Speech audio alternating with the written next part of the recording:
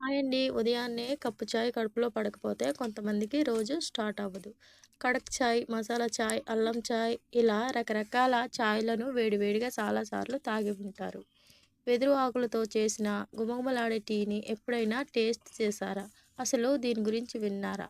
ఇలాంటి ఓ special tea గురించి ఇప్పుడు తెలుసుకుందాం. ప్రపంచంలో అత్యంత వేగంగా పెరిగే చెట్టు వెదురు చెట్టు. రోజుకు 50 సెంటీమీటర్లు పెరిగేస్తుంది. ఈ చెట్టు 4 ఏళ్ల పాటు పెరిగితే దీని నుంచి అద్భుతమైన వెదురు కలప వస్తుంది.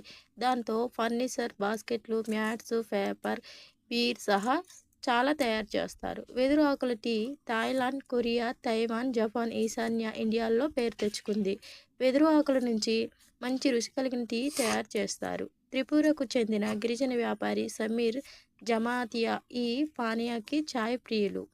ఇప్పుడు ఈ వెదురు టీని ఎలా తయారు చేసుకున్నదనేది ఫుల్ వీడియోలో చూడండి. Thank you.